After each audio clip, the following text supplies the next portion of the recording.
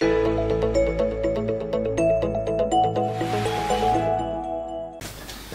I was asked to talk about Das Torah. Looks like this. It's very easy. Okay, never mind. Stuff in the beginning.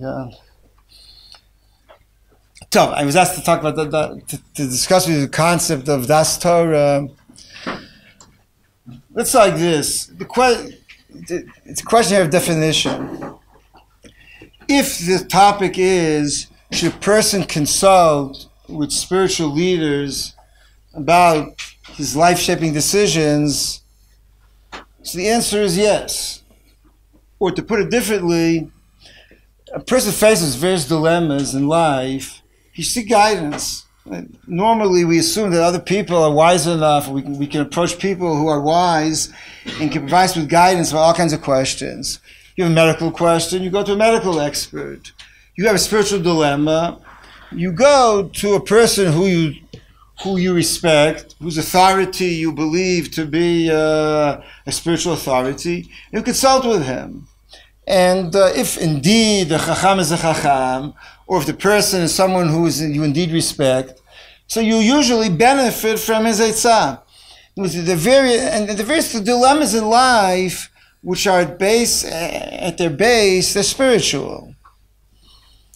You have all kinds of questions. For instance, where should a person live? Questions about profession, choosing a profession. Choosing a profession is not just an economic question, nor is it a question of only self-fulfillment. Choosing a profession has many spiritual elements to it. The same way where the person, and there are many dilemmas in life, or the greater and the more cardinal the decision, the more reasonable to assume there's a spiritual element involved in it. And for that, you should certainly seek guidance from people who provide you with spiritual guidance. L'mashal, should a person, just to give an example, is it better to work in high tech in Israel or to be mechanic in the United States? It's a question for which you're well advised to consult with people who you believe can provide you with this guidance and assistance, and so on and so forth. There may such decisions in life which, to me, it seems pretty self-evident that a person should do that. If he feels close to his Rebbe, if he feels or if he feels that someone who maybe he's not close to is willing to provide the guidance and his advice is valuable. So you have to be a fool not to avail yourself of that resource. If the question is, I consult with somewhat mundane matters, the answer is no. Or the answer is, you should consult, but not with a rabbi. Consult with someone who has an understanding of the relevant area and he has the proper expertise. Now, it's pretty self-evident if you want to plan a trip to the Rockies, or you want to decide how to invest some money, you choose either a person who's an expert in Tiulim, or you choose a person who's an investment expert, and so on and so forth. And you don't necessarily approach Rabbanim for knowledge. In other words, Rabbanim are limited in their knowledge, or in certain areas they have no greater knowledge than others, and therefore you should, if you have a dilemma about, so before medical issues, business issues, and so on and so forth, you should consult with the relevant experts, and not necessarily with Rabbanim. It seems to be a trivial statement. I don't know why you need a rabbi to stand here and tell you that, but it's certainly not. But it seems pretty self-evident that that's the case. Why nevertheless is there something to discuss? It's as follows. Many decisions, often various elements are intertwined, and sometimes it's when there's a clear element of expertise, but nevertheless, or to put it differently, if everything in life was science and if everything in life was a scientific experiment, you could repeat the experiment, you know what the results are, right? Essentially, if you're in a physics lab or in a biology lab, you repeat the experiment, you know what the result is supposed to be. So for that, all you need is someone who's done the experiment. Life, though, Baruch Hashem, is not like that. Life is unique and special. You can never repeat really such an experience. Each person's life is different. Everyone's life experience is unique. And therefore, many of these dilemmas often present themselves, they're special to us. Each person has his own private dilemma. And these dilemmas often touch about what's the proper way to live life. It's like Greek philosophers would talk about how do you live a good life? What's the proper way to lead your life? Right? Mosheh Rabbeinu tells Yitro, it's only mitzvot. It's about how to live a proper life. And here often different elements are intertwined. Let me take for a moment, let me talk about politics specifically. Let's say there are political issues. Some of the political issues are essentially political. Meaning, it's a question of tactics. Some of them are spiritual.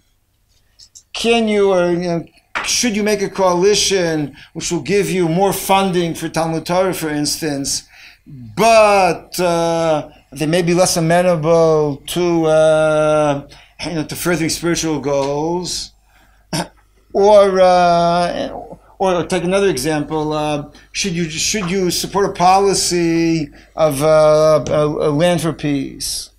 Part of it is simply a question of geopolitics. Do you really believe that such a deal will work? Right? And should Israel have signed a peace agreement with the Egyptians? So on one level, the debate at the time was, and maybe remains, the debate at the time was, can you trust the Egyptians or not? Can you, will they sign a piece of paper and then remain at war with you or not? It was a question of geopolitics, security. On another level, it was, is it legitimate to, even assuming that land, even assuming that will be effective, is it spiritually proper? Like for instance, the Lubavitcher Rebbe had a principal position. He was opposed to compromising about any millimeter of the land, not because he didn't trust the deal, because he thought it was wrong spiritually. Somebody else would come and say, I would trust, if I thought that I could trust them, I would do. I just don't trust them. And and what's more, you could take so many other political examples. Should you make a coalition with secular parties? Should you make a coalition with Arab parties? Part of it are practical, pragmatic cheshbonos. Part of them are principled questions. And a person has to balance. You have to balance somehow. You have to somehow calculate and balance them to the extent that we're talking. And now the same is true of medical questions. Some of these medical questions are plainly medical. Should you use this drug or that drug? Right? It's clear you want to live. Should you undergo surgery or should you not undergo surgery? Should you take this medication or that medication, etc.? Sometimes the dilemmas are more problematic. Sometimes the dilemmas are not only medical. For example, should a person expose himself to a certain element of risk to work in a certain line of occupation? A doctor or an epidemiologist will tell you that to work in a lab is maybe a 10% or higher risk than sitting in a library. But nevertheless, are you willing, if your life's dream is to be a biologist or a physicist, are you willing to take the additional risk of working with radioactive materials, or not willing to take the risk? It's not a medical question. It's a question of what degree of risk you take to fulfill certain goals in life. Is it to daven b'tzibur when there's corona? it's not only a medical question. It's a spiritual question, right? Is how do you balance pikuach nefesh versus tefillah b'tzibur? I mean, I know what I think, but it's not. But no, the question is not medical, right? And medically, you could say the risk is X. The question is, does risk X justify going to shul Monday morning, going to shul Pesach night, going to shul Yom Kippur, and so on and so forth? These questions are not necessarily. They're not medical questions. Should a person, for instance, I know of a certain woman, she was told by a doctor not to become pregnant at another time because the risk was too great. She decided, nevertheless, she was willing to absorb the risk to have a child or to have an additional child. These are not medical questions. The doctor can quantify the risk, but it's up to you to decide what's acceptable and what's not in terms of what you want to achieve. It's true in politics. It's true in the medicine. It's true in many, many other areas as well. So I'm saying, so if we talk, to go back to politics for a moment, if you believe the question is simply political tactics, so for sure you should ask a politician and not a Rav. And Rabbani will not be able to give you good answers about political issues per se. Can you really trust, for instance, can you trust Netanyahu to resign and fulfill his promise, or can you not trust him? I tend to believe that politicians probably know the answer to that better than Rabbanim. And a year ago, if Benny Gantz wanted to know whether Netanyahu fulfills his promise or not, he should have asked the Rav. Because it's not a Rav. On the other hand, should you, in principle, should he have violated a promise he made in order to basically save the country from a hold of the cycle of elections? That's a very spiritual question, right? It's a question of, it's also a political one, but it's also a spiritual question. Can you violate a promise you made because you believe the greater good is to do such? So for that, I think he should have sought spiritual guidance or moral guidance, and so on and so forth. And you always have to ask yourself, what's the question at hand? Is the question at hand a political one or technical one, political, medical, economic? Or is the question a spiritual one? And to give you an example, someone once spoke to me. He can come at Aliyah. At the moment, he's working to fight famine and hunger in the third world. But to do that, he has to be based in Chutz La'aretz. So he can do that and not come at Aliyah. Or he can come at Aliyah and probably do something which is probably less significant in terms of his contribution to Tikkun Olam. So the question, he didn't come and ask me whether he could do that kind of work from Israel. For that, he should have asked me. But if you want to know what his Rav thought about the ethical question or the moral question, so that makes sense to consult, and so on and so forth. Now, I said before, the problem here is that these issues are usually, often they're intertwined. It's difficult to separate. The separation is not always self-evident. But, nevertheless, I think it's important to try to do so. And now, let me just add something. There's developed in certain circles a theory that you can start with a Rav about everything. And now, that's one... if you want that's one statement. A second one is, it's almost even like a sort of siyata d'ishmaya. You should go with the Rav because there's a special siyata d'ishmaya to get the answers right. But the second thing, I'll say straight out, ridiculous. And if anyone wants to question, just look at the Shoah. The Shoah proved once and forever. There are abundant, do not have special siyata d'ishmaya to divine what's going to happen. They do not have the ability to predict the future. Kadosh Baruch Hu does not whisper in their ears like Navi. And that's very simply put, a Chacham adif mi Navi for certain things, but a Navi adif mi Chacham for other things. Right? Trying to forecast the future, and Navi is smarter than a Chacham. Not smarter. A Navi is better and more effective than a Chacham. Now, I'd like to be clear upon this. I have no ta'ana chas v'shalom, no ta'ana whatsoever to anybody who advised Jews in Vilna in 1940 to stay in Vilna. People consulted with him. Ein ladayan ela ma she'einav ro'ot. A person can only judge based upon the reality and his ability to analyze it at the moment. No ta'ana whatsoever. I think they're blameless. People gave advice to the best of their ability, did what they requested. People requested their advice. They gave the advice to the best they could understand the situation. They're kedushim and torim.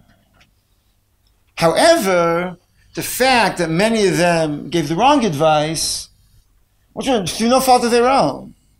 The fact that they gave the wrong advice proves conclusively that the Kadosh Baruch Hu did not give them a special faculty to be able to know the future.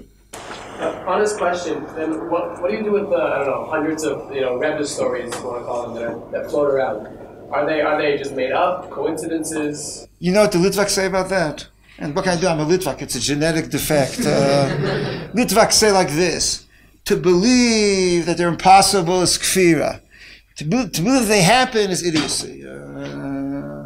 So I mean, Litvaks don't believe Rebbe Shema Moifsim unless they're documented, properly documented. Most of them are. It's like this, depends what you call, if you call, depends what kind of story you're talking about. Do I believe that a Rebbe walked outdoors and didn't get wet in the rain? No. No, do I believe a Rebbe can go and say, Vasser ahin, Vasser aher, and, he won't get, no, I don't believe that can happen to a Rebbe. I don't think Kadosh Baruch Hu does not want the rules of physics to be, someone told me when I was in high school that so-and-so, even though his car was on zero, there was an empty, the fuel gauge was an empty, notice the car continued because he told the car to continue traveling. So when I was in high school, I was very skeptical. I didn't know why. I didn't know how to refute the story. So now that I've been driving for quite a few years, it's very simple. It's what's called high empty and low empty.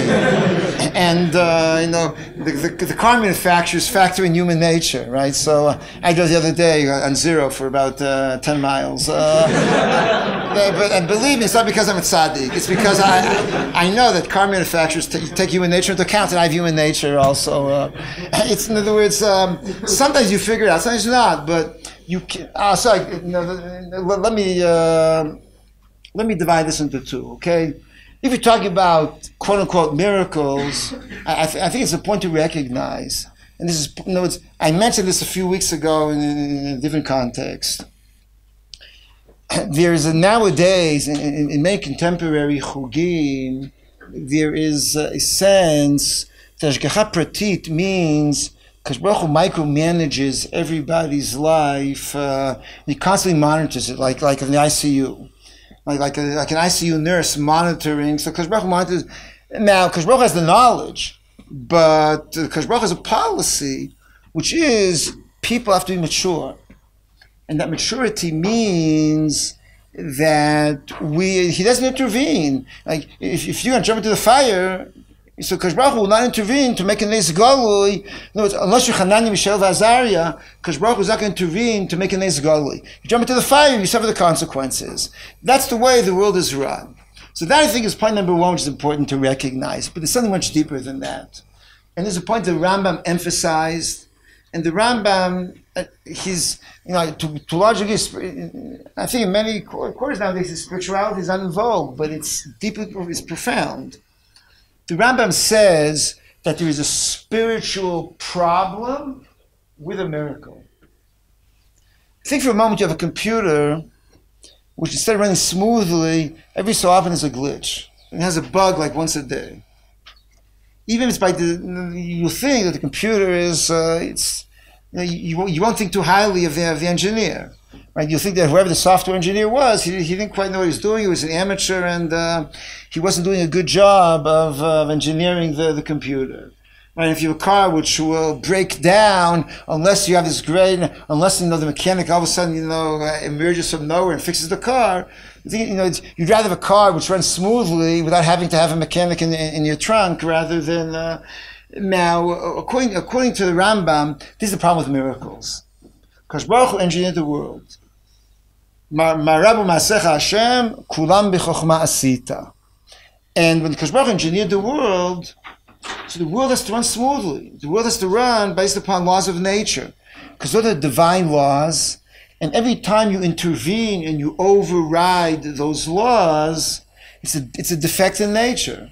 Every time that the Kosh Baruch sort of intervene, so kaviyachol the chokhmah elokit is being revealed as being unsuccessful. So therefore, the Rambam thinks that to make a miracle is spiritually problematic. Now, the argument, of course, the other side of the argument is that, on the other hand, it reveals. Take the example I gave you before. If your car breaks down and the tow truck comes and gives you service, so the car isn't so great, but you feel the customer service or the towing car, you feel you're getting a lot of personal attention, right? That in the middle of the night, the guys want to come out to the middle of nowhere and to help you.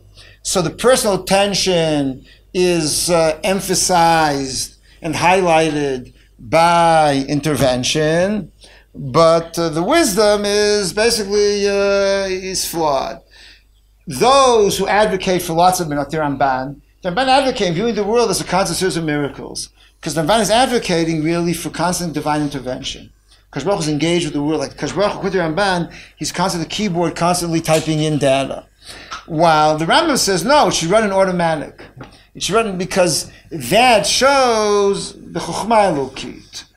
Now, so therefore, the reason I'm getting to all of this now, it's really not necessarily this topic, is simply to talk about miracles. That's a question I'm skeptical that it happened to so and so, but rather to talk about, according to the Rambam, to talk about miracles like happening twice a day is spiritually problematic. The Rambam really thinks that's spiritually problematic. I agree that the Rambam was cholik, but the Rambam really thought because Baruch Hu should not be running the world like that, and therefore it's definitely problematic.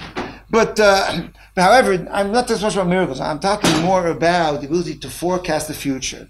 I'm saying when in 1940 people were predicting that it was logical. At the end of the day, right, the fact that Hitler Yimach Shmo invaded Russia, he lost the war. It was it really made no sense militarily. So it was a logical cheshbon to think that the Germans would not invade Russia. But nevertheless, it happened. So I'm saying, I have no time against anybody who gave that advice. In their place, I don't know, I might give the same advice. I might have been paralyzed by fear and not giving any advice. But I'm saying, the claim that there is, some kind of nevuah that is given to Chachamim, that I think has been disproved totally by that. I don't think there's any way that you can... and I think also, of course, I also believe that our general experience tells us that.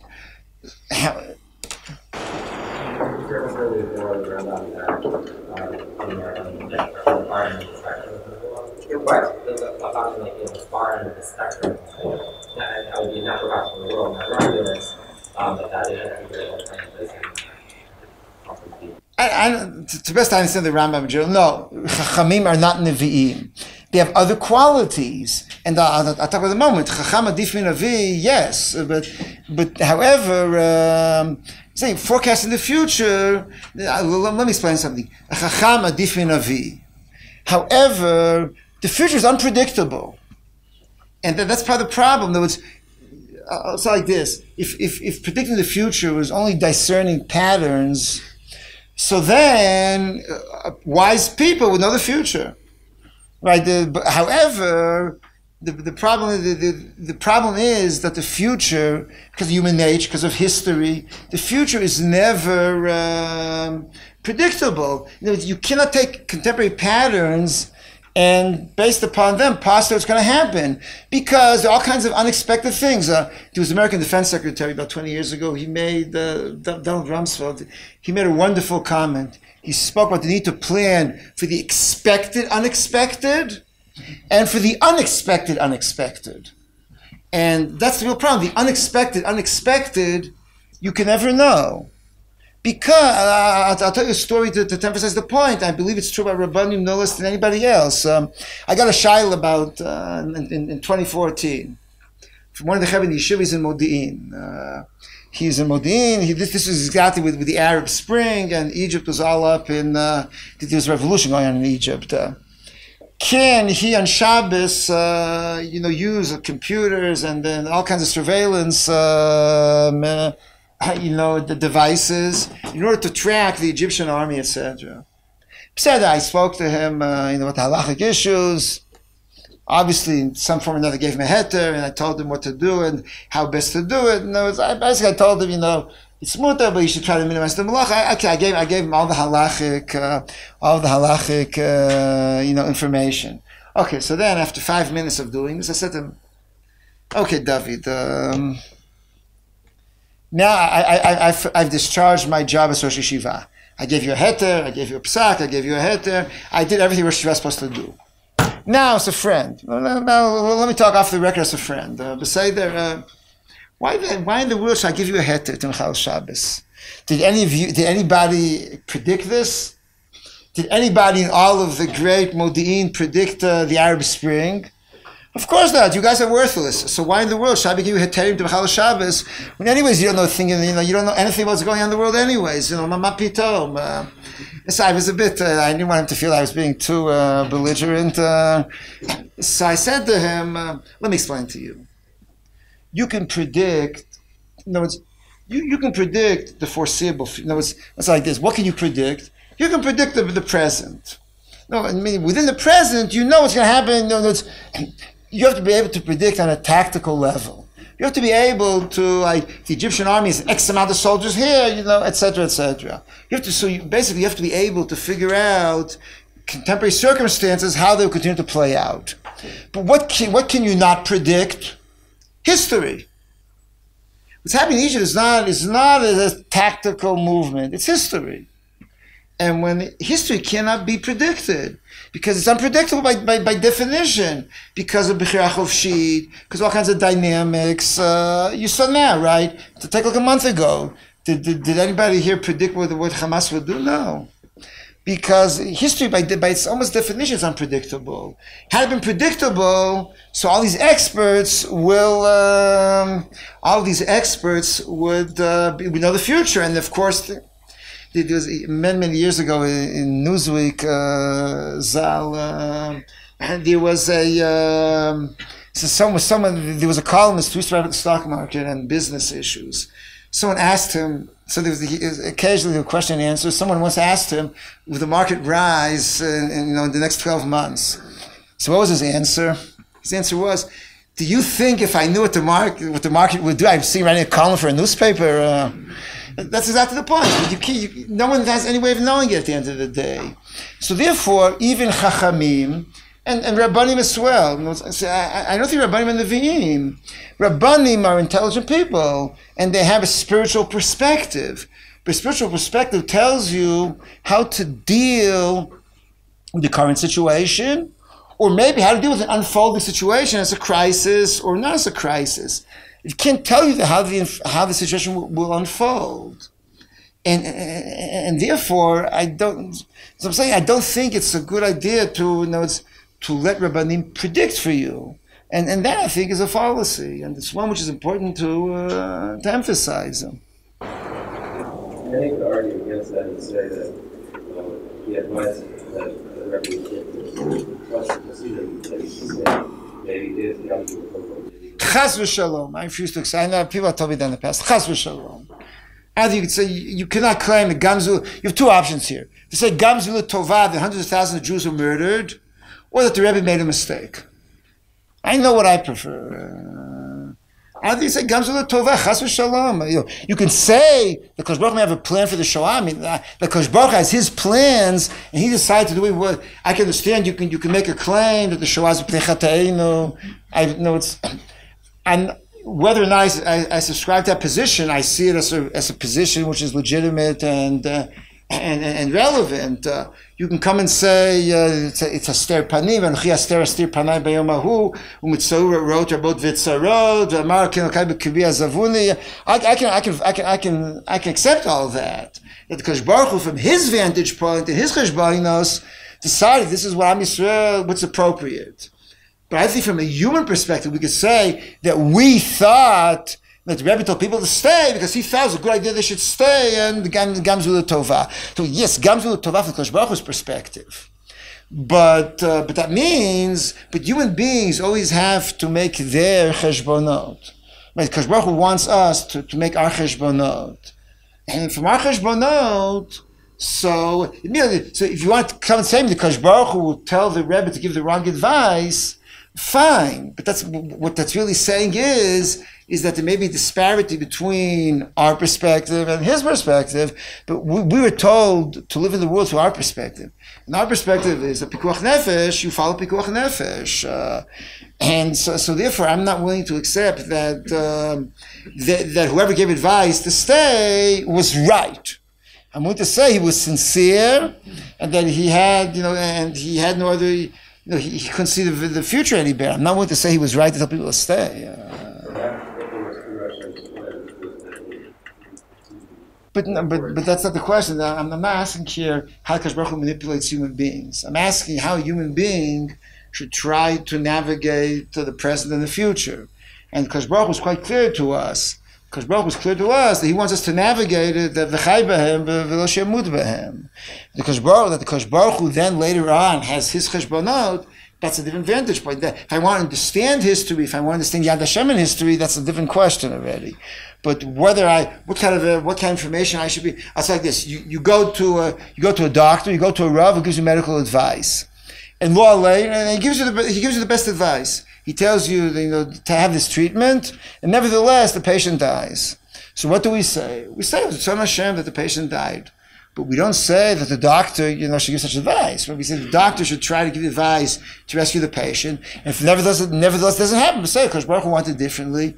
The same way, the pasuk says, "Me'Hashem misham askelev le'ish, ashidich is mishamayim." But nevertheless, right, you have to be proactive. You have to look for your bashert, and you have to try to find her. And you can't. You just say no, because I say in retrospect, "Me'Hashem misham askelev le'ish." But what's called hishtadlus, whatever you want to call it, but it's we have to do, and that's what we're discussing here. Okay, now let me though add an additional perspective.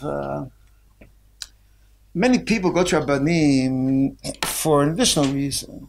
Or I'll say like this: many Rabbanim are people who really it's like this. The average Rebbe. Well, let me tell you Yeshiva. I feel I don't mean okay.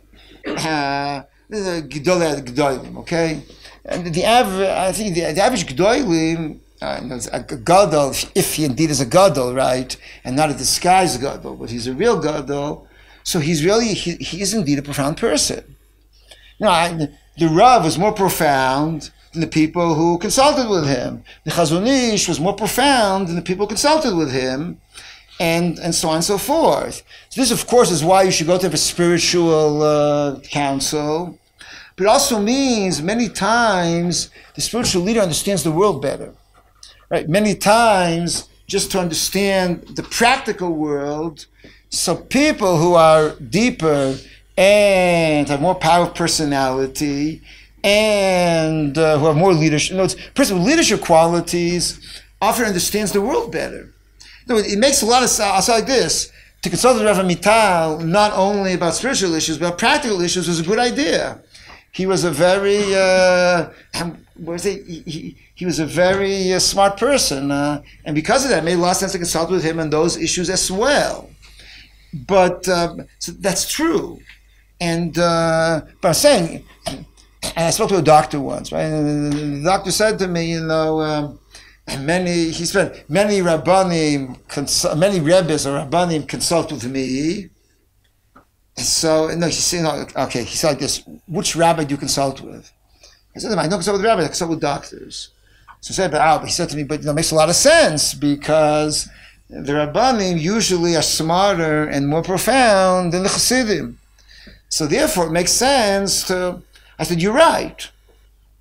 You're right, but if I have a doctor who I know has medical experience and medical knowledge, even better. So in other words, I understand the psychological need often for a person. Often many people are often overwhelmed by hospitals. Hospitals are very hierarchical, cold places, which a person often, many people feel overwhelmed simply by everything that's going on. They're in a time of crisis. The hospitals exercise a lot of authority. They're often not too cordial, and so people feel overwhelmed. So they need someone to represent it. It makes perfect sense to me. But just recognize it for what it is. In other words, it's not some kind of superpower, supernatural power. It's simply someone helping you navigate a system which is difficult to navigate. So it can be the Rebbe, it could be somebody else, it could be a friend who's a doctor, and the like. The bottom line is, what I'm trying to say, I think is very simple, and which is the following. Should a person go to a gadol, whatever, for spiritual guidance? Absolutely. He should go, and I could say from experience, I think that any time I consulted, the time was always well spent.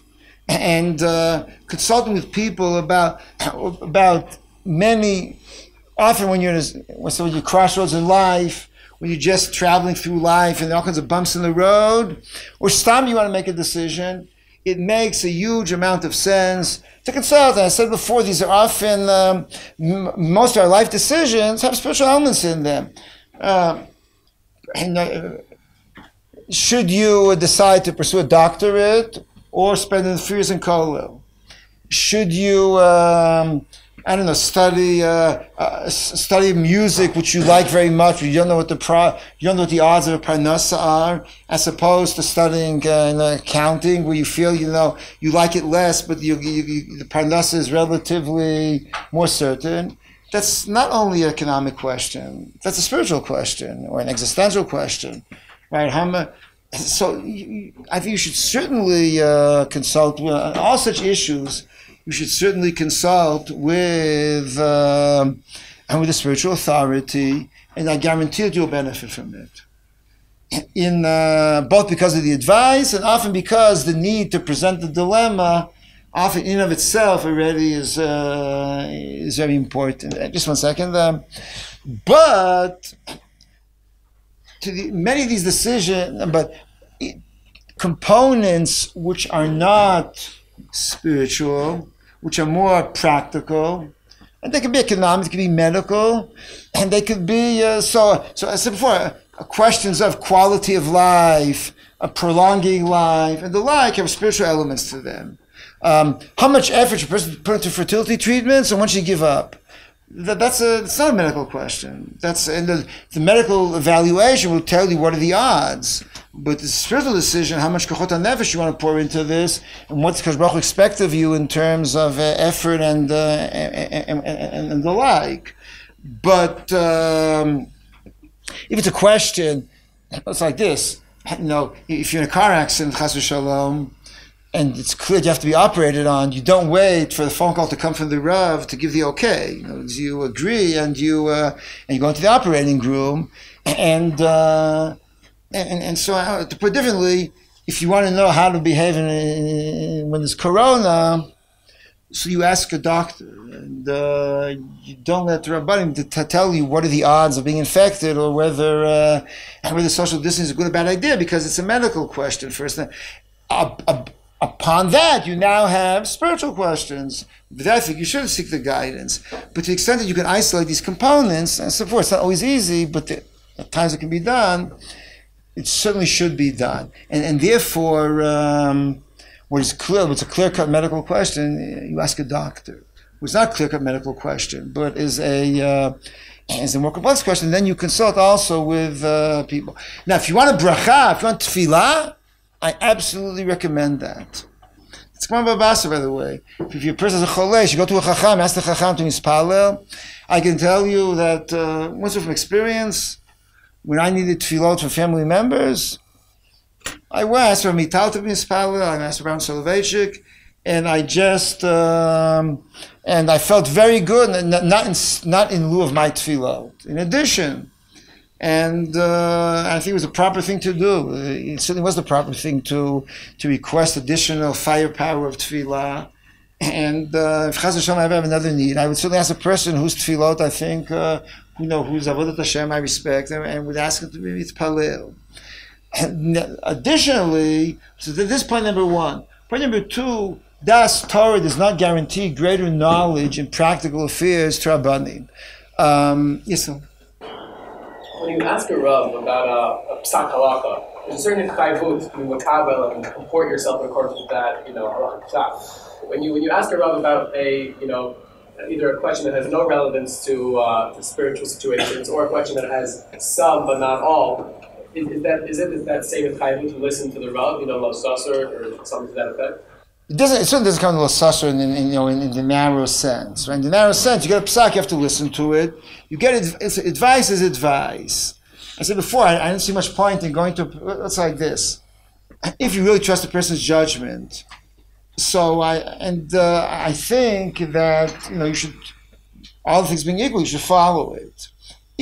I think a good Rav will also not try to impose. A good Rav will tell you, this is my opinion, consider it, take it into account, and then and make the decision. But I certainly believe at the end of the day, the decision is yours. But of course, I think you should be flagrant. If you're going to be flagrant, why just waste the Rav's time to begin with? If you're going to take into account and really ponder it and think it over and take it seriously, and then you decide for every reason, I think it's legitimate. I do think it's important. It's like this. In terms of, I do that in terms of your relationship with the Rav. If you have a relationship with him, I think you should have to be above board. You should go back. If he said to you, go, okay, think it over, decide what you want to decide, b'vakasha. But if he told you, chad mashmi what to do, and you decided to do differently, I think you should be a gever and go tell him, I thought it over, and I decided, for whatever reasons, but be upfront and don't try to do things differently. Because I think you now certain things, which I think are, it's like this. Certain things which may not be halachically black and white, but are nevertheless quite clearly spiritual issues. I think you should follow the Rav. I'll give you an example. If a school is going to ask a Rav a psak about educational policy, and they decide to ask him, which is spiritual.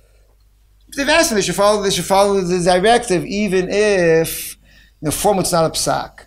But if they ask him, I don't know, should they take the kids to event ABC, or should they teach curriculum DE? If they've asked and they've sought they should follow. If they can either not ask or they can but if they've asked, they should follow. On a personal level, I think you have certain leeway, but as I said before, based upon what I mentioned. Now, I also want to add something else. When you talk about a Rosh Yeshiva or a Rebbe, not all are created equal, and I don't mean also. I don't mean also with self-evident. Some may be greater mechadshim and some may be lesser.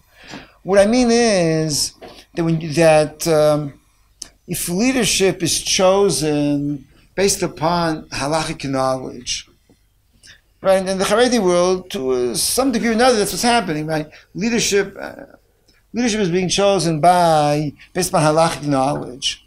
Now, sometimes people with halachic knowledge are deeply profound. They understand life. They really understand life. They're smart, and they have what you call chokhmat chayim. Sometimes not. Sometimes they're naive. They're very good at analyzing texts, they're very good at explaining a Rambam, but not everyone can explain a Rambam and necessarily understands history or understands life. Yesh v'yesh. Some people come equipped with both.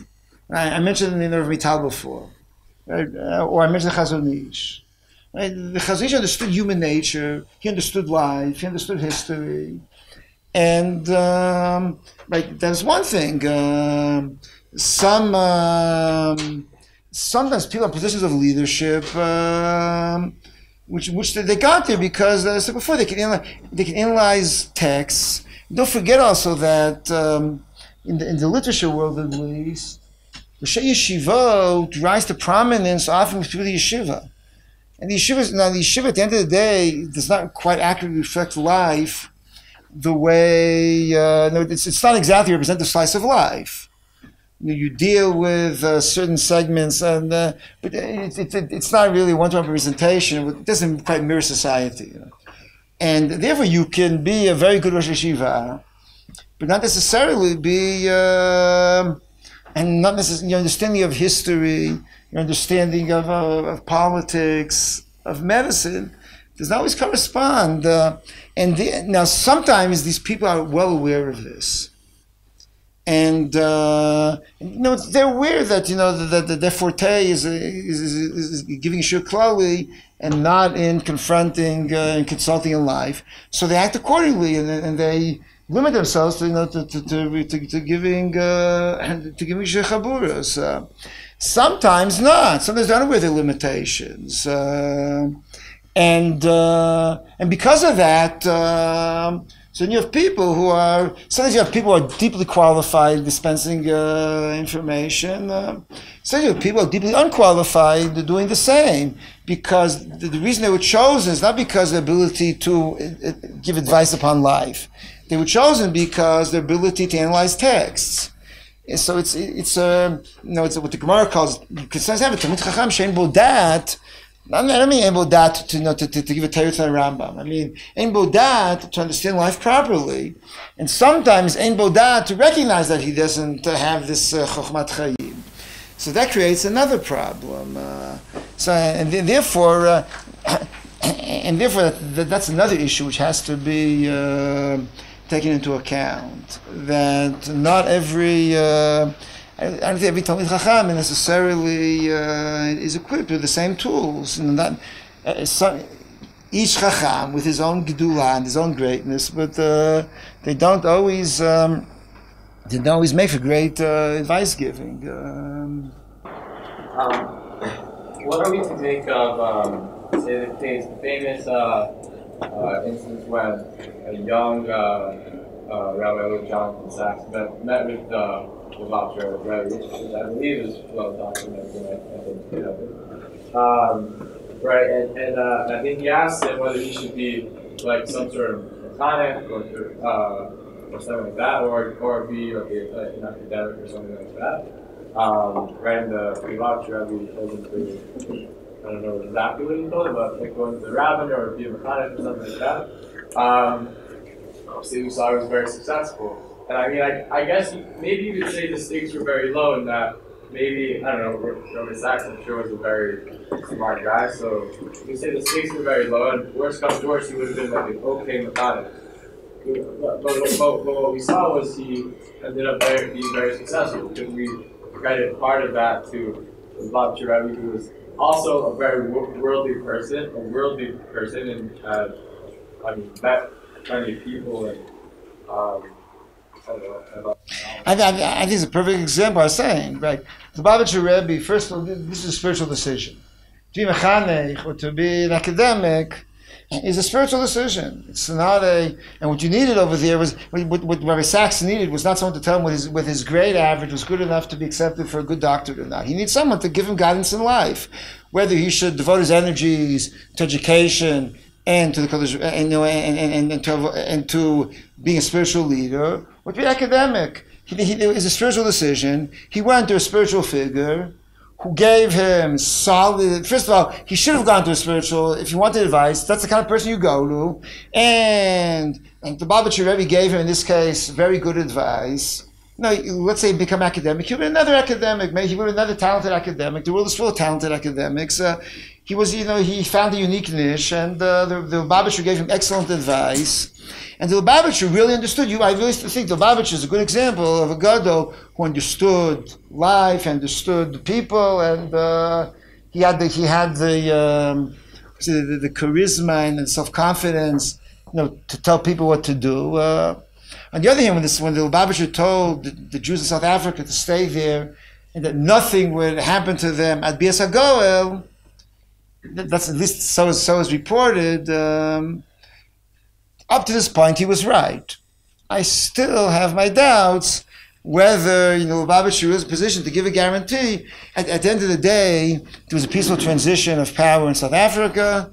But no one could have guessed, no one could have predicted 30 years ago that South Africa would be different than Rhodesia, Zimbabwe. Right? The two different dynamics two similar situations, two different dynamics played out.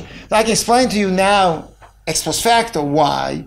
And the reason was basically because of Mandela, who was Adam Gadol, but no one could know just to tell people stay at Bias HaGoel, or there's a certain Rav who promised in 1991 that not a single missile will fall over Eretz Yisrael, and another one promised that it wouldn't fall in Bnei Brak, and Ad Hayom they're arguing whether there was one who fell in Gvul Ramat Bnei Brak, which side of the Gvul it was on. So I think it's irresponsible. To promise people. I was like this when Herzl told people in 1941 not to leave Israel when the Nazis were approaching Egypt. That was an act of instilling self-confidence, but he wasn't. But sometimes, sometimes leadership you instill self-confidence. Sometimes you don't sometimes you don't promise things which are beyond your ability to deliver on, even if it works out. So yeah, I was going to say, can we credit Mosheh with some of the success, or maybe we could say that it's in a way sort of like a self-fulfilling prophecy, meaning like in the back of your mind you're thinking, wow, with the Mosheh, you think I can make it in cleanup, and so you have the self-confidence to go ahead and. Look, let's like this. The Lubavitcher gave good advice, followed it. What he would have done otherwise, I don't know. At least all I can say is he got good advice. He gave good advice. The advice was well received. So I guess the Rebbe gets some credit. I don't know. Now, if this was a game changer, so he gets a huge amount of credit. If Rabbi Sachs would have done that anyways, and this was just a little, it's another straw which helped him make the decision. So Beseder, but it's like this, I think because the Rebbe was Adam Gadol, so therefore he gave good advice. It's not. I don't think it was a nevuah that he saw nevuah that he would, the person speaking to him would then be a famous rabbi. He's the stage. Encourage people to go to chinuch. Who attempt to hang their attempts at prophecies in Tanakh. In this case, said Rav is, in some sense, guaranteeing for the future, but has some sort of a smart question. If a Rav is so make his prophecy on something that's said in Yeshayahu or in Daniel, does it in some sense give more legitimacy? No, I mean, to be honest, if you're telling me they're saying the same way Yeshayahu said this, we should say something nowadays.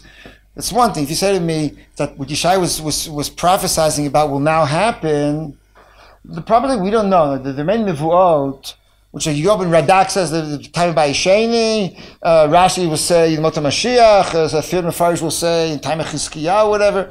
We often don't know, what is the address, so to speak, of these nevuot. And I personally am amenable to those who believe that it depends on circumstance. Like if Am Yisrael will behave properly, it may happen tomorrow. If they won't, it'll happen, in the future, right? But there's no way of knowing. So it's like this: if Yeshayahu said, "V'gar zeivim keves," I believe it's going to happen. But what's going to happen tomorrow or in the distant future depends. No one can say that. If you mean something else, if you mean that we can derive spiritual direct guidance from Yeshayahu, yes. In other words, can you derive Yeshayahu's? It's like Chazal saying, "Nevuah shenitzracha ledorot nichtava." You can certainly derive from Yeshayahu guidance what to do in similar situations. But the big question mark always is, how do you define a similar situation? There are so many variables, it's not easy to know, are they the same? Right? Chazal said, right? Chazal criticized Yaakov for approaching Esav. Right? Machzik was like Kelev Dakoya Ma'aleh. The Ramban criticizes the Hashmonaim for approaching the Romans. Should I criticize the Israeli government for approaching the Americans? Not necessarily. Now, I'm not sure the circumstances are the same. No, it's very difficult to duplicate the circumstances. And I don't know, it's like this. I'm very skeptical that from analyzing the relationship of Am Yisrael, the Plishtim, and Tanakh, you can divine what to do with the Palestinians nowadays. So, you can talk about similar models, but you never know, is the situation similar? These rabbis decided that, assuming that they knew the data and they knew the medical answer, that they decided that it's more important these things spiritually to keep the schools open. Start from the rabbi decision. For the layman, when you say not at fault at all for listening to the rabbis, because it was a spiritual decision. If indeed it's like this, in theory the answer is yeah. The answer in theory they're not to blame. If a Rav, takes responsibility and takes it upon himself, you could add. It's like this. Rav Mital was once asked about a hechsher, and she just any hechsher, and he said, look, he said a Rav is like a doctor, right? Every single doctor has a medical degree. So in theory, you can open the yellow pages and choose any doctor you want. Right? In practice, we don't do that. In practice, before we choose a doctor, we do some homework and we try to do some research. And we know that even though everyone has the same degree, and nevertheless, some doctors are experts and some are less expert. Some have more experience and some are, etc. Right? You just don't choose a doctor off the yellow pages. You investigate. So it says about Rabbanim. All Rabbanim are smicha. But nevertheless, then the fact that you have smicha doesn't mean you should also inquire and investigate about their credentials. So if this is a Rav you really believe, he is, an Adam Gadol, etc., etc. So yes, so if you follow his guidance, Vakasha, I would just say like this, I would, if the guidance is too far-fetched or too outlandish, I would consider maybe need a different Rav. But if he's your Rav and you follow him, say there. Do you really think that? Do you really think that Siyat and Shmaya version of Not Torah is really demonstrably false to Yeshua? Because I can give an example. Anyone who believes in it, this guy, Ratzon Hashem was, born invasive every time with you, but the mechanism itself is false. But Ratzon Hashem can always override the mechanism, so it's not a mechanism. In a sense, what's more, I repeat. First of all, I don't. Let me repeat this again. First of all, I don't think that experience bears out that Rabbanim are able to divine the future, and they're not supposed to because they're Rabbanim, not Nevi'im. Right? In the Nevuahs, I explained before. I really believe that the future is unpredictable. And Rabbanim are not given tools. No, that's not their mandate. Their mandate is to take Torah. The mandate is to be over Hashem. The mandate is not to unravel the future. They're not into futurism and they're not crystal balls. That's not what it's supposed to be doing. I say more than that. But additionally, besides for that. So I believe it's yes. I think it's been demonstrated that they don't always get it right. By the way, I mentioned before that the peace agreements with Egypt. You're welcome to go if you want to waste some time or utilize some time. Go to the library, read the newspapers from 1982. Read all the Rabbanim who you can read them twice a day. I'm talking about religious Zionist rabbis. All the Rabbanim you get twice a day telling you exactly what Bennett and Smotrich and all these guys should do, and they know exactly what to do in Gaza, etc., etc. Read their predictions in 1982 and see how many of them panned out and how many of them didn't, and then decide whether you would choose a doctor based upon such a ratio of predictions. You can read. People always tend to forget. But if you go back to read the newspapers in 1982 or 1979, the Egyptians within 6 months are going to invade Israel. Once they get Sinai back, the first thing they'll do is invade Israel, and this and that, and then the peace will be worthless. So okay, it's not a great peace. It's not exactly love affair, but it's certainly holding up nicely, and all the predictions were off. So you need some tzniut. And the other thing is, I don't think, and this is what I said before, I don't think it's a model Kadosh Baruch Hu wants also. Kadosh Baruch Hu wants a model of maturity. He gives us bechira. He wants us to be mature. Being mature means having to decide for your fate. But Kadosh Baruch Hu wants us to make the decisions. He doesn't want to spoon feed us the decisions. And because he doesn't want to spoon feed you the decisions, so you sometimes make mistakes. Now, how does this fit into Kadosh Baruch Hu's plan? That's part of Yediyah and Bechira. I'm not going to solve the problem of Yediyah and Bechira, but I am willing to say, yes, I firmly believe that Bechira is a vital element of of human greatness, of man's spiritual capacity, Kadosh Baruch Hu's plan for man. And because of that, he doesn't always know what's going to happen. Indeed so. This is about an issue of just celebrity b'klal. Not just what? Of celebrity. An individual who has the kind of power to influence a large group of people, should they utilize that power to either voice their opinions or to advocate for causes? Whether or not they're experts on it, but should they use their platform to engage with the world and to use it for... It depends if it's responsible or not responsible. In other words, if a person can I said before, I think if the Lubavitcher Rebbe, he certainly had a platform, so he wanted to advocate certain spiritual policies, kol hakavod, that's exactly what he's supposed to be doing.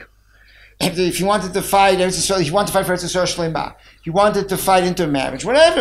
Obviously, that's his mandate, that's his job.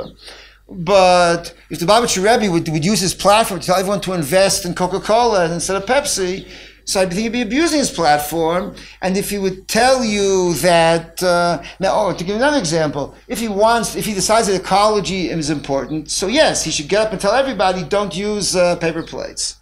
But if he's saying that because paper plates are more expensive than dishwashers, so he should be saying that. Right? That you should be deciding. If he believes it's a spiritual issue or responsibility to future generations, so he should be saying it, and so on and so forth. There are certain issues that are themselves consist of important spiritual values, but at the end of the day, the result of whatever you decide might not necessarily have such an impact. For example, like you just said, with the paper plates versus the China. At what point should one person consult a Rav, and at what point should the decision be up to your personal autonomy? It's like this. I think on one level, the more a person makes these decisions based on his autonomy, the better. In other words, on the other hand, if they are important, I'll say like this: you have to factor in how much the decision is, on the one hand, crucial or not. Like I said, how trivial, how crucial it is. Secondly, how confident or how non-confident you feel. If you feel confident, and at the moment I'm removing halachic considerations. Some of these questions are halachic issues also. And then obviously need a psak, right? If it's a question, right, certain issues are, if I talk specifically about medicine, many medical issues are a combination of psak and real spiritual existential decisions. Questions of abortion, for instance.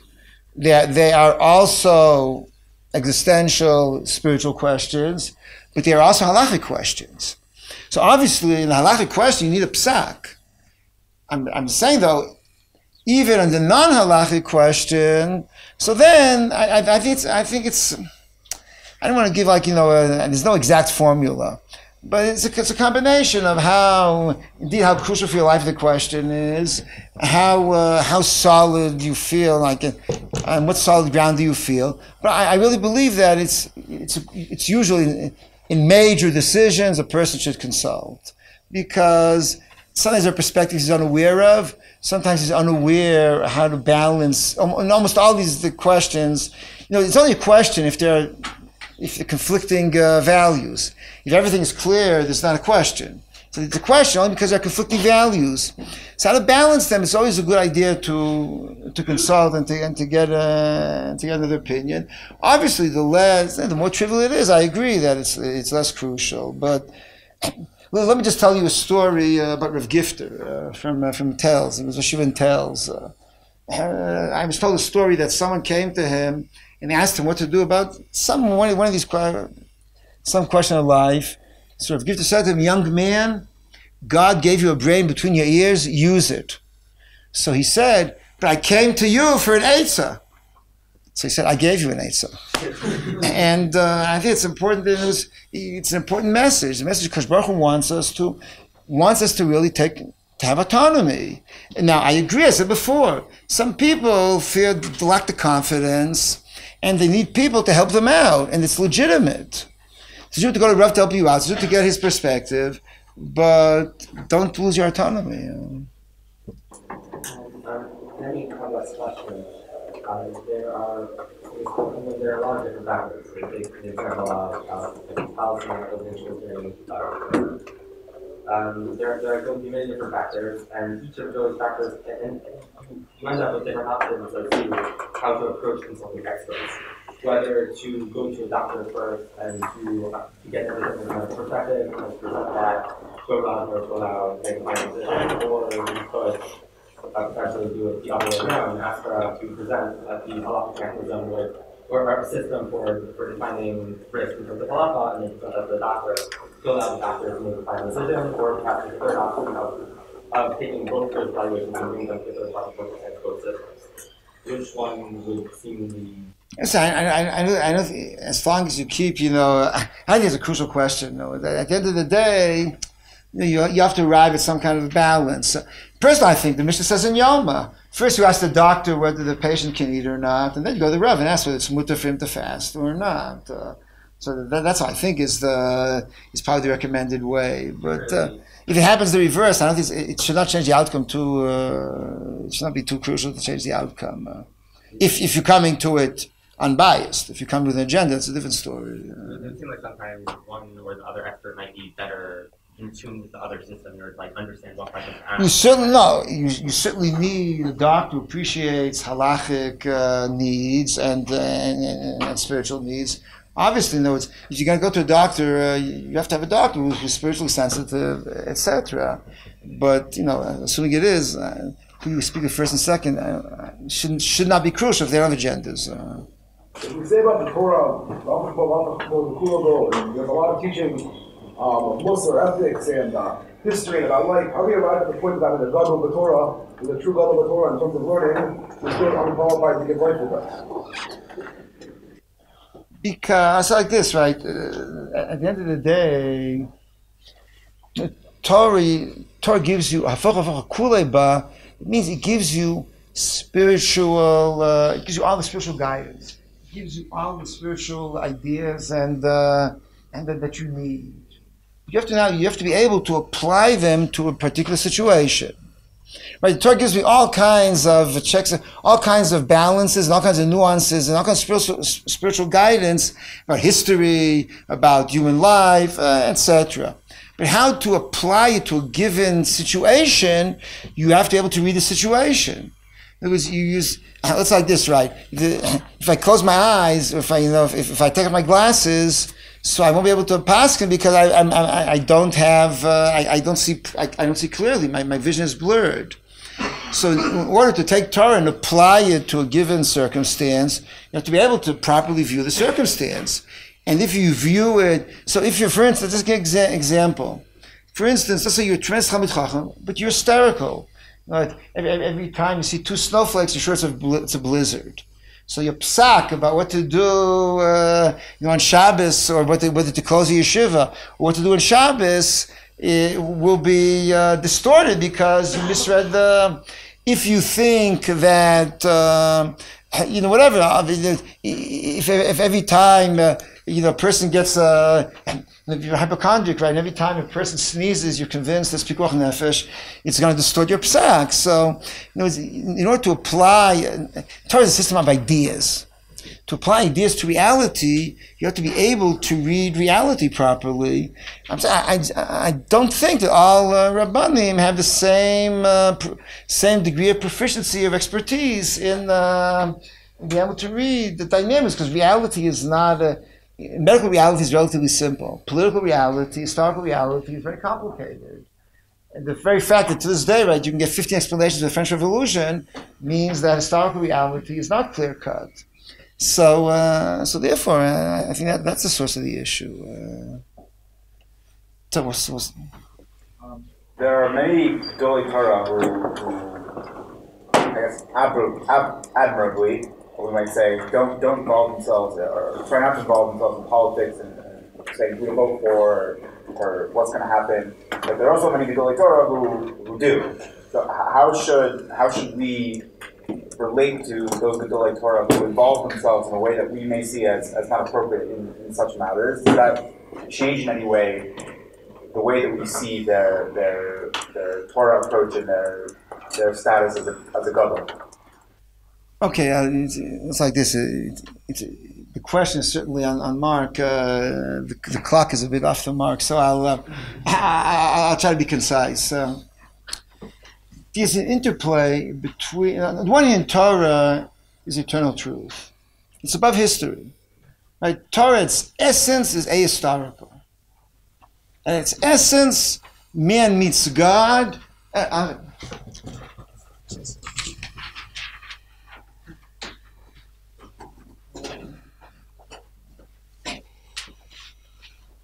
its essence, it's ahistorical. Right? Because the man God we're meeting is outside of time, because Baruch is above time and space. So, at its deepest essence, it's ahistorical. And therefore, you can be a Talmid Chacham, and you don't engage history. You sit in, and you sit like Shemir Yochai, you sit in a cave, and you, or like Eliyahu Navi, Eliyahu Navi is not a good example, but you're ahistorical. On another level, Torah, of course, engages history constantly. Right? Torah it's a linear progression. We believe that at the end of the day, we will arrive at the Ma'achrit HaYamim. And because of that, history matters. And Tanakh, of course, is deeply engaged with history. Tanakh talks about history all the time. So you can be a gadol without addressing history. On another level, Tanakh has a lot to say about history, and therefore so does Yahadut, and Mimeli Rabbanim who try to interpret Yahadut, and of course the calendar cycle. The Chagim revolve around history. Pesach certainly, Sukkot, and so on. Tisha B'Av is a major event on the calendar. History is a major factor that interests us. And therefore, it is legitimate and almost necessary to try to engage history as well. The problem, on the other hand, at the end of the day, yes, there is there is a separation of realms between there's history and there's the Beit Knesset and there's the outside world. We do recognize some kind. It's on the one hand they're connected, but nevertheless they're not the same. And so the question how much Rabbani should be involved in politics, it's not simple, because on the one hand you want certain areas to be outside of politics and history. At the end of the day are based on force, power, confrontation, and which we don't want to be involved, and they're based upon the here and the now. So, because Baruch Hu, Olam Haba dwarfs all of Olam Hazeh, and therefore, why spend so much time and effort in Olam Hazeh? On the other hand, we believe because Baruch Hu Olam Hazeh, right? So it's because the Ramban has a theory in the end of Sefer Bereshit. The Ramban is very adamant that you need separation of powers. Ein osim kohanim melachim. It's Yerushalmi and Harios, and the Ramban puts all of his authority behind it. Ein osim kohanim melachim. And therefore, according to Ramban, the less Rabbanim are involved in politics, the better off everybody is. Rabbanim are better off, and because then what you need really is to have the kahuna alone. Now, on the other hand, Machubei David are spiritual figures. So, now, having said all this, I'll just say the following: that not having Rabbanim at all talk about history, I think is a bad policy. It's inconceivable. There are all kinds of situations in which you need Rabbanim to speak up. Because history, at the end of the day, often involves moral situations. And you're to speak up on morality. And you need moral guidance. And moral guidance should be coming from Rabbanim. And therefore, Rabbanim should be talking about history. On the other hand, you don't want to talk too much. Because, first of all, politics is not only morality. It's also a lot of power and a lot of practical decisions. And you're a Rabbanim, at the end of the day, you want to be a political expert. Like you want, someone once said about a certain group, whose name I will not mention, the problem is they make a religion out of politics and the politics out of religion. And you want to be very careful of that you want neither of those phenomena to happen. And in other words, you don't want separation of synagogue and state, but you want separation of synagogue and politics. And because of that, the bottom line, I think it's like what Aristotle says about the bent stick.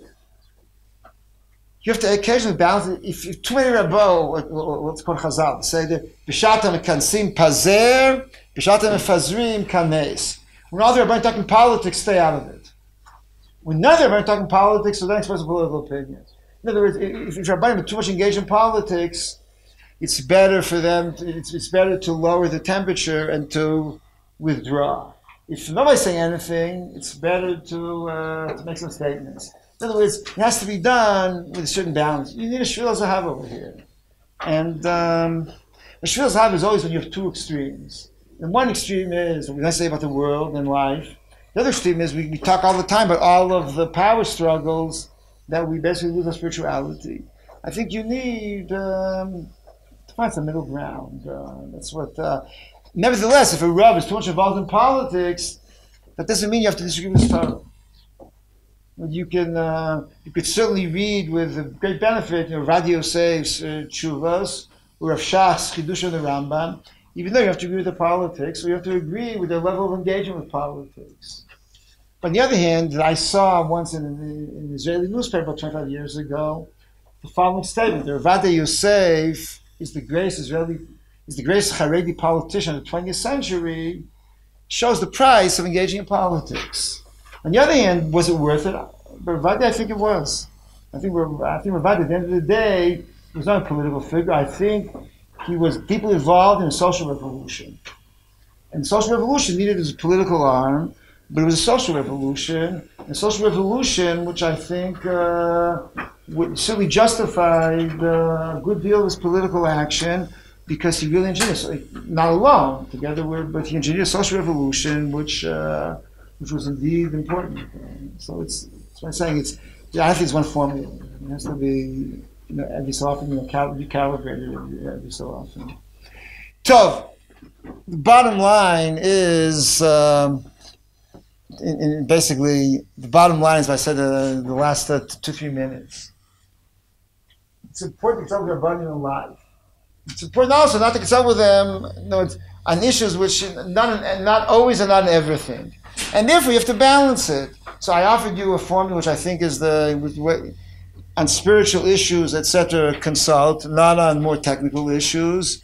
But I think nowadays people too often consult the Rabbanim. Rabbanim will be well advised to to ration and to measure how much advice they dispense. Inflation in any area of life is a negative force, including in this.